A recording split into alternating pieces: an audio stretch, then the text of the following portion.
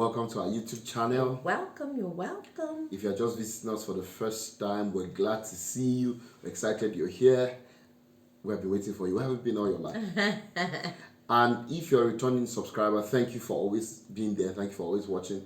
We love you. You're the best. Yes. So, before we go further, my name is Taking Me Teaser. And I'm Faith Teaser. And together, we are the Teasers.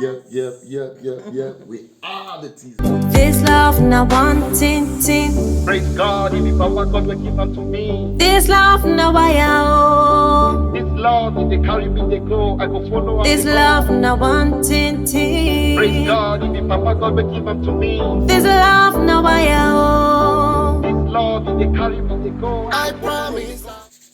So as our custom, we have something amazing to share today. Yes. As we always do. Every single time. Yeah. So we're talking about certain mistakes, a few mistakes ladies make in dating relationships, especially dating relationships. Because some of the things we're talking about cover things before, after dating, before dating relationships. But whether you're single, you're dating, or even married, some of these things may be what you are doing that is affecting the relationships. Yeah. And the topic for today will guide you or will inform you of what you shouldn't do as a lady. Of course, we're going to have a man's version before you start to don't calm down. We're going to have the gentleman's version after this, but today is for the ladies. Yes. So what ladies must avoid, things they must avoid to do while in a dating relationship. Yes. Because some of these things are the reasons why relationships don't work. But before we go into it again, if you have not subscribed, please subscribe. Hit the like button. Share. Tell people about it. Drop a comment. We really appreciate. We appreciate those that have been commenting so far. I'm telling you. And we would love to see more of your comments. Yes. Okay. So I almost said praise God. Anyways, praise God. And in case your comment is, oh, Pastor Faith is different today, he caused it.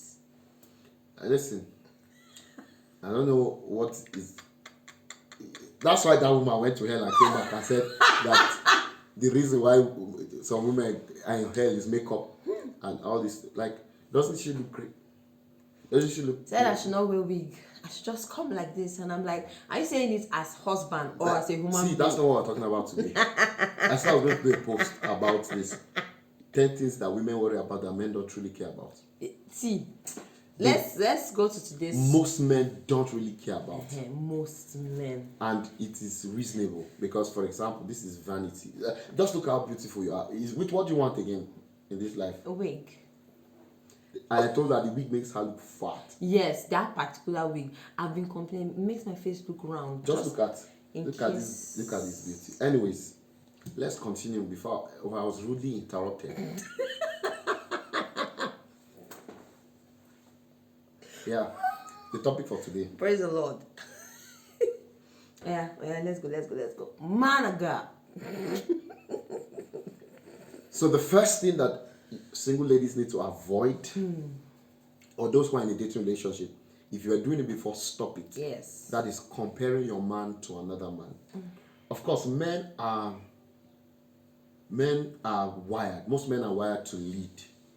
Most men are wired to have an ego. So because they are wired to lead, the ego is important to lead because it boosts them to do more. Yeah. If a man, people say, why do you say men are egoistic? No, people have certain things like, okay, shame, for example, is why people won't do certain things. Yeah. You understand? So those emotions are important. So ego in a man is important for his leadership. Now, if you compare him to another man, you are bruising his ego. You are saying that, and now it's different when you tell him, oh, this thing you are doing, I think it can be done this way. I think it should be done this way. It's a different thing, and you will buy his love that way. But to make him feel less of a man in comparison to another man, especially if he perceives that person you are using. The worst is if it's someone that is around you people. Maybe the name occurs often, or the person as a threat. It's perceived as a threat. You are a big shit. Yes. You are in big trouble. Yes. You are planting a seed that you will reap a very sour harvest. Yes. Because for example, if my wife compares me to Denzel Washington, because he's not in the picture, and he looks like really far out there. Far-fetched, yeah. I can just like, now you sabi. Let him come and marry you now. Yeah, Let's you see. get it will be casual, but I'm not. In fact, comparison for of any form is not Yes, good. it's not even It's good. not healthy. Yes. But then Somebody in close proximity is the worst. it's the worst. You can pass your cross. Maybe your point. ex, you even say, oh, where if something like this happens, my ex wouldn't do this. Yeah. You Why can didn't you not pass just your stay with point him? across without actually comparing yourself with anybody. Yeah. You can just say, oh, this thing, I don't like it. This thing shouldn't be done this way. Yeah. Yeah. She said, yeah, don't compare, especially with an ex. That's the Yes. worst. That's the worst. Oh. The worst self. Because there's a reason the person is an ex. Why you know stay? So you want to avoid that as a lady. Yes. And then another very important one that we see very often these days is when the lady gives the all I want is marriage vibe. You know, that desperation. In fact, some people don't know that they're they are that desperate. To them, they just feel like, oh well, I want to know when we're going to get married, and it is totally fine. You can know when you can, in fact, when you start the relationship, it's not wrong to know the when. Yes. When are we going to get married? How long is this phase going to take? You know, it's important so that nobody converts you to Lord of the Rings or something like that. But then when you now make it seem as if it's all about marriage, it becomes so frustrating. Because I thought of it like this. Imagine the man was in your position, or you were in the position of the man, and then you meet this guy who comes and all he's speaking about is, I want to get married. Oh, you need to marry me. Oh, we need to get married.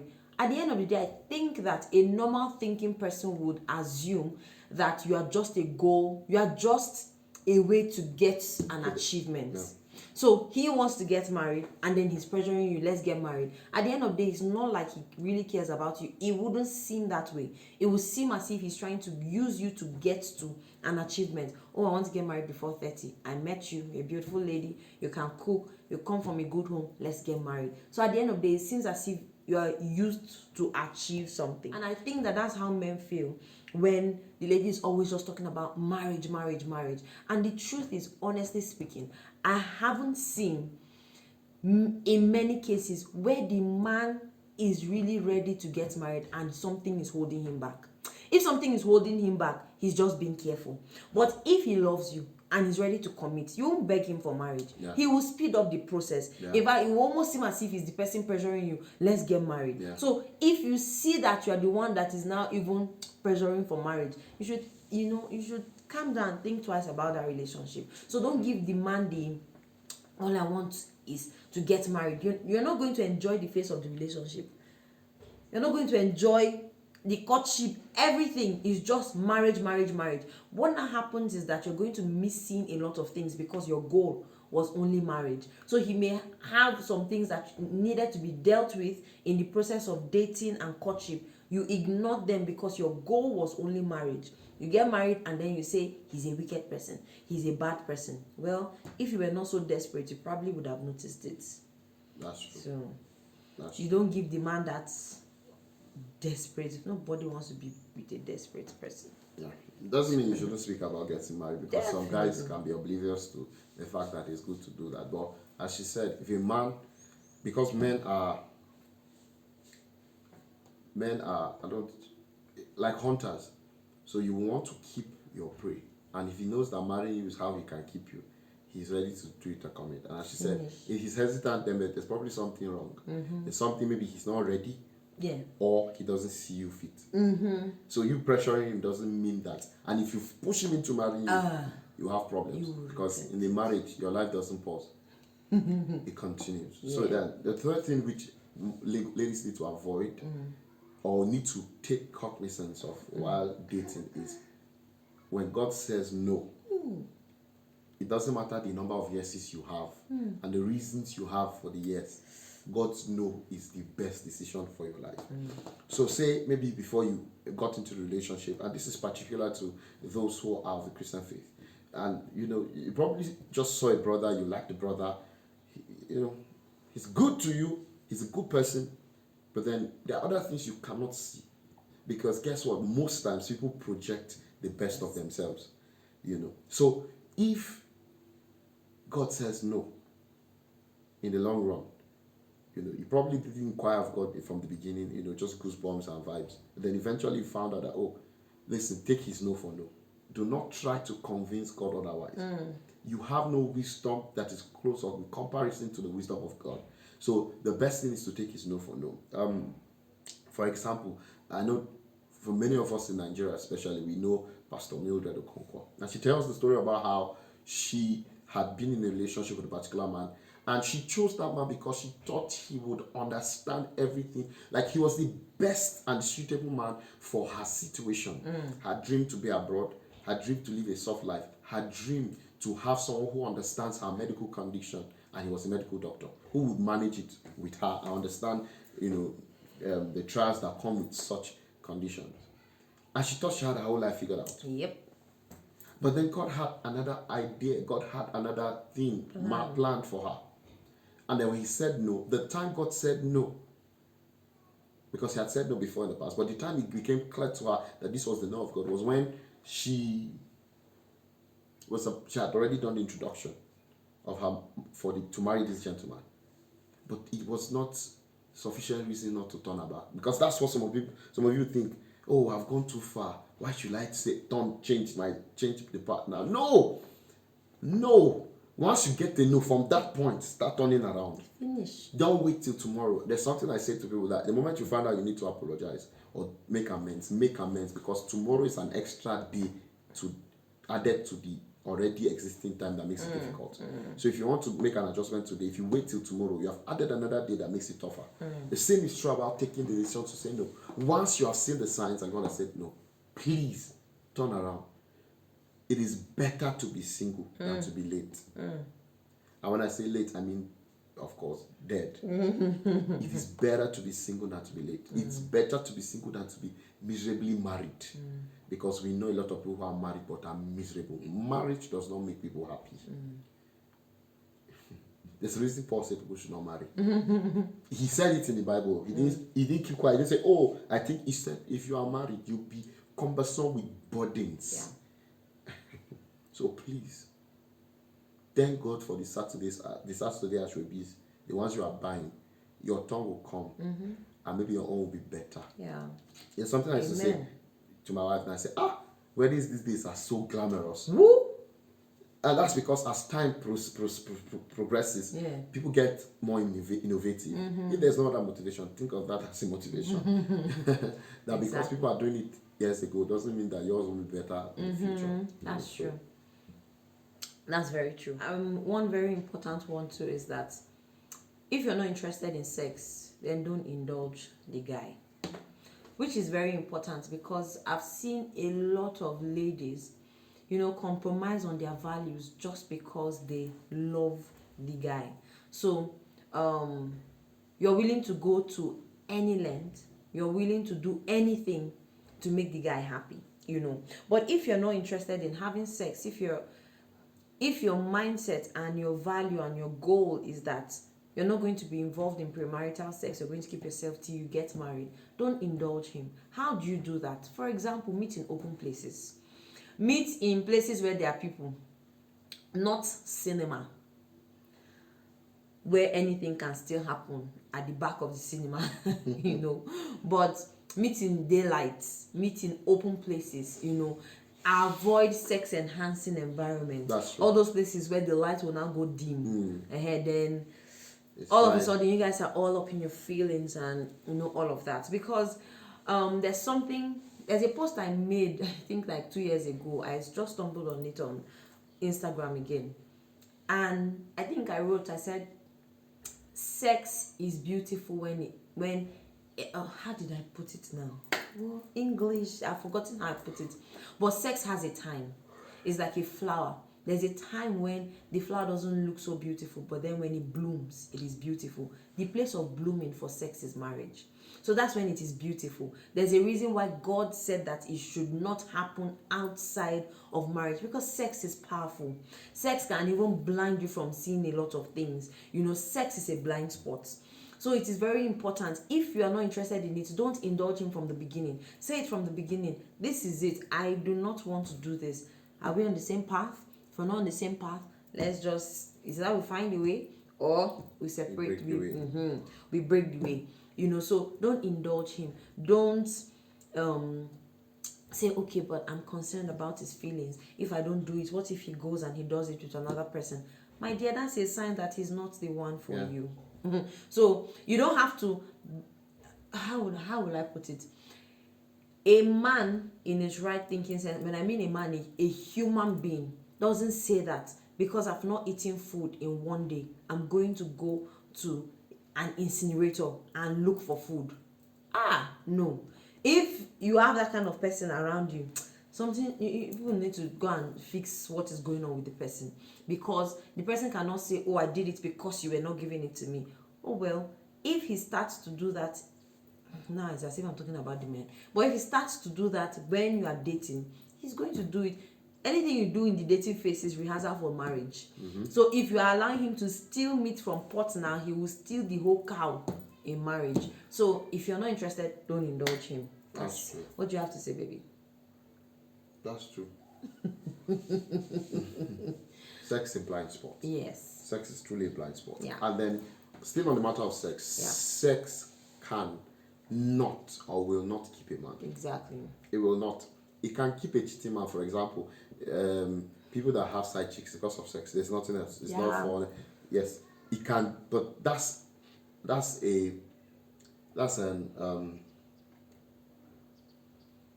it's an immoral or a I'm trying to look for the word. An ungodly satisfaction. Yeah. A perverted reality. Yes. Because some men can disown their own family because they are sleeping with one side chick. They tell you. But sex cannot keep your lover. Yes. It will not. Never. It will not, because of course when people get married, there are other things beyond sex. That's it. In fact, the sex is the pleasure of the sex or the joy of the sex is actually dependent on so many other things. And you will learn that as you marry. So when the man is demanding that, is building the strength, it is dangerous, let me put it this way, to build the strength of your relationship on sex.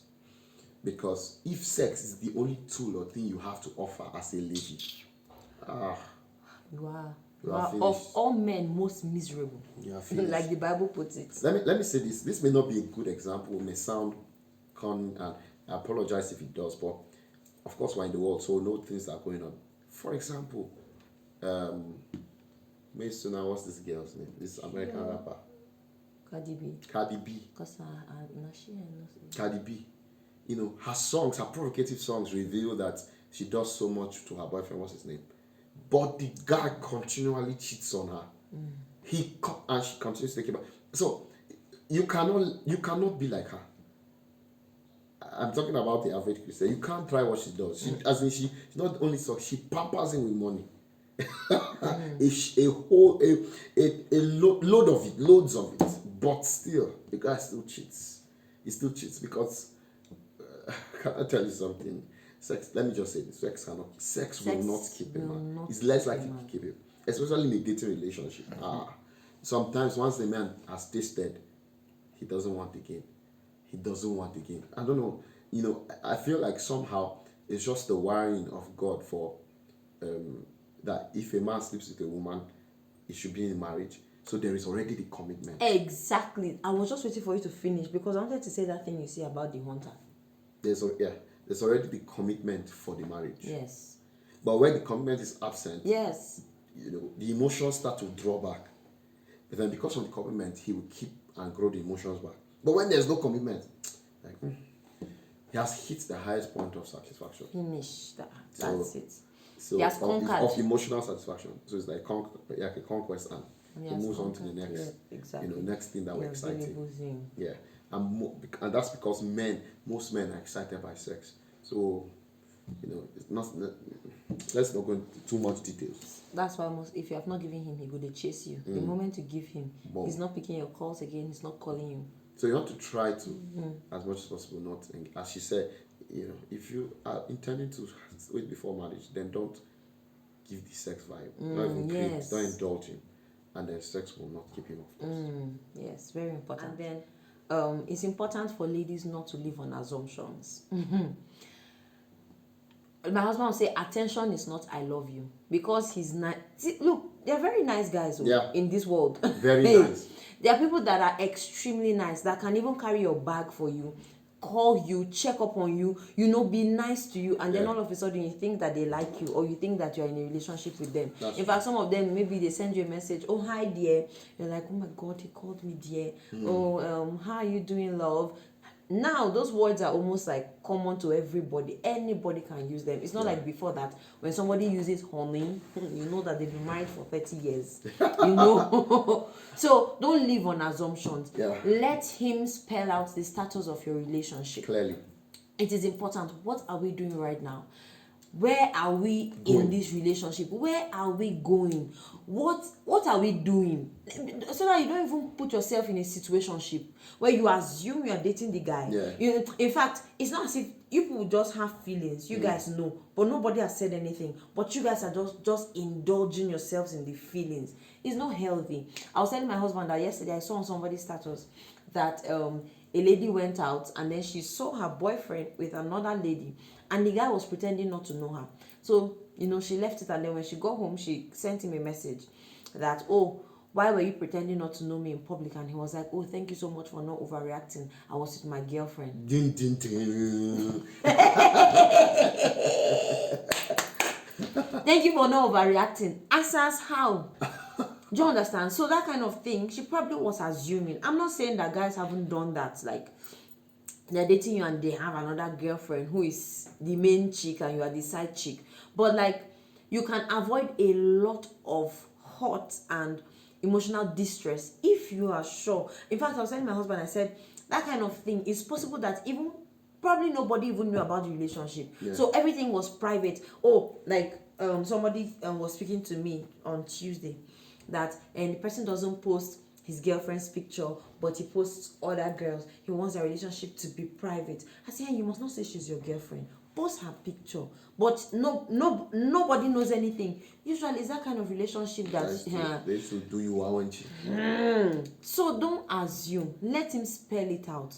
What are we doing? If a man can openly tell you, this is where we are in this place, this is where we are going, he introduces you to, even if it's his friends, his family, people know about you, it's different. But don't just assume, oh, he's a private guy, he doesn't want anybody to know about our relationship. My sister, don't score yourself own goal. That's all right. Private is always scam. That's why scammers call you private number. I'm telling you, it's part of the ploy. I'm telling you. To just add to that, for whatever reason that a guy may be showing you attention and you're responding the way you are, I'm not saying you in particular, but generally, especially here in Africa, I read a study that showed that children are less likely to misinterpret kindness or affectionate gestures to them when they are adults, if when they were children those gestures were shown to them. So for the bulk of you rarely had parents or friends or family hugging you when you were a child, pecking you when you were a child, saying nice things to you. So the moment somebody says nice things, something nice to you, you just think he's being sexual. You think he likes you. I know people particularly who were in the relationship alone and they claim that the person broke their heart. So there's also a way you can over like somebody. The person is now present, you think that he likes you too. Yes, that's it. That's why you need to spell these things out. Exactly. And you need to also wait, okay, these things this person is doing, is this his nature? Like we said, exactly. Some people are really nice. So observe, is he doing the same to other ladies? Exactly. So that you don't think that, oh, I'm the chosen one. The chosen one, because he's saying, how are you? Can I help you?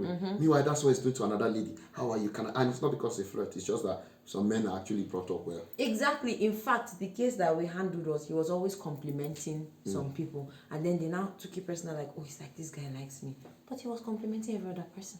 So, and another thing you must do or avoid as a lady is never assume that you are the best thing since sliced bread. What I mean is this: relationship can actually change you. Never. A good relationship can actually change you. And should. And should change you. Yes. You are not, that's not how you are. You learnt that behavior. You learnt that character. You are a bulk or a product of your experiences, exposures. Yeah. So where you are now, 10 years, a 10-year-old child is a product of 10 years of experience and exposure. It is what you have been told, what you have experienced, what you have felt that has made you who you are. That's not who you are. So, or what you inherited genetically. So it's not who you are. In fact, none of us is who we are. Even Adam, they made him who he was. There's nobody that is who he is. Nobody just inherits and said, give me this. Okay, give me this. You didn't shop for. Exactly. So that means it's not who you are. Somebody made the decision for you to turn out the way you are. So what do? You learn what needs to be learned, and you learn what needs to be unlearned. In relationships, there are dynamics, there are the peculiarities in people as we relate to ourselves. So you must inquire, or you must rather pay attention when you are being counseled on what is wrong, especially if many other people have the same opinion. Say it. Imagine if you have a group of, you have your friends, your relatives, you have a network of people, maybe in your office, they say, oh, I think you over-assume things. Yeah, somebody tells you, you over-assume. Somebody else tells you, you over-assume.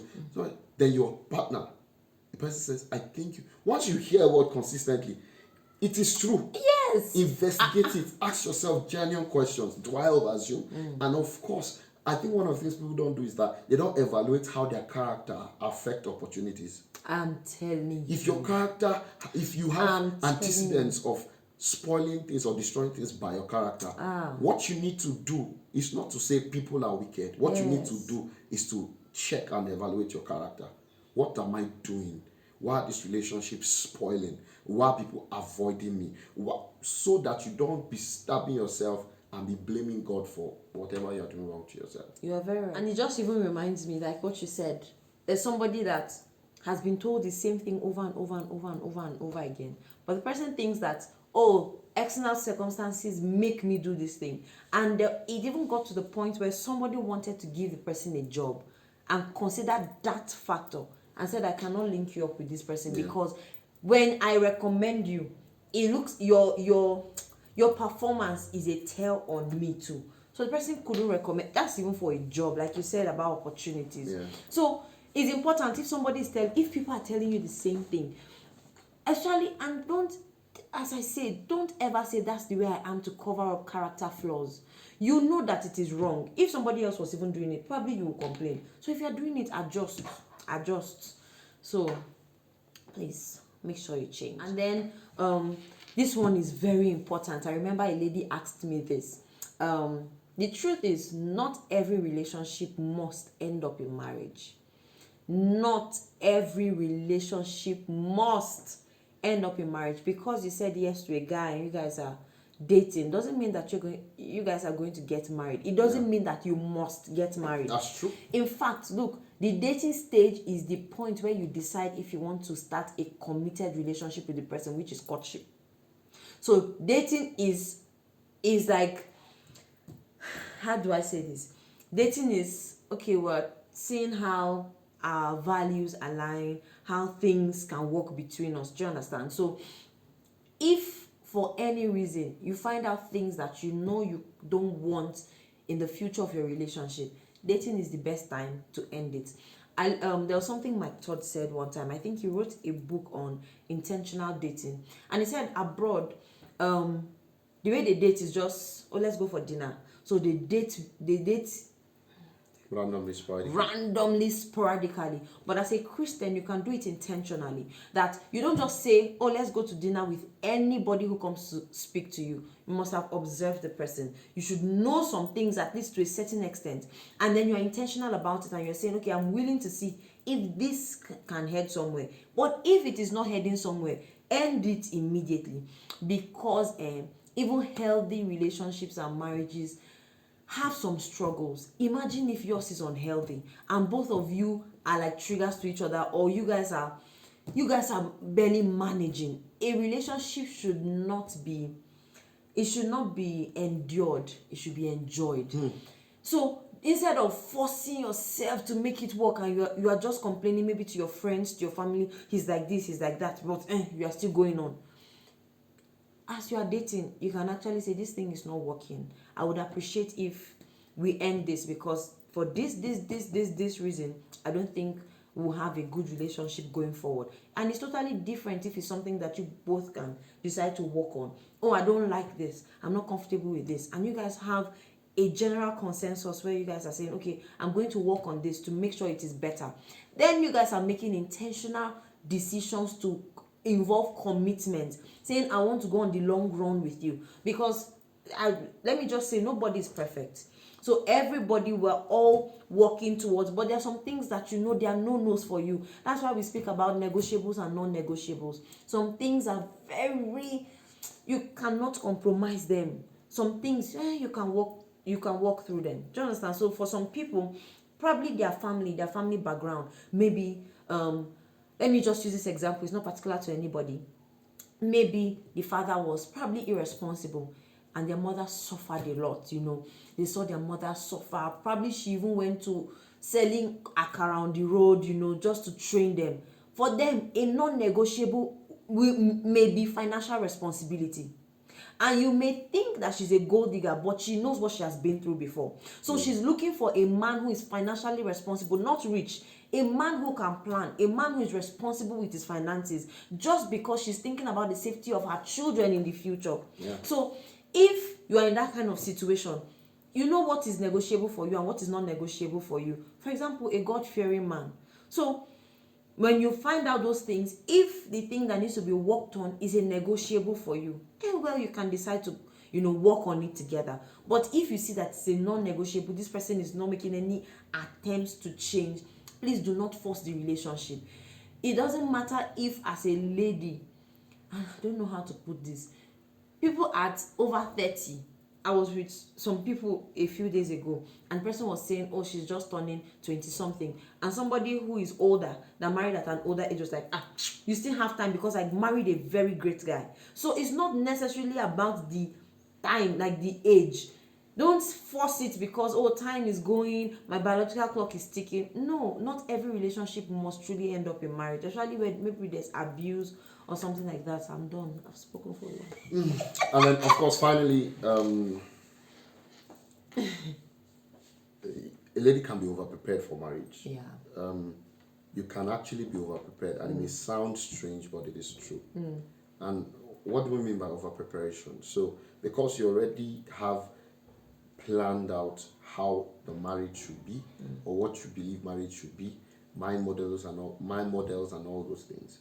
What starts to happen is that when a relationship or a person comes into your life that is different in personality, it may be difficult for them to fit in, or has different expectations in marriage. It may be difficult for you to compromise because you already have your heart, eyes and head fixed a particular direction. That's true. So this must be how it should be.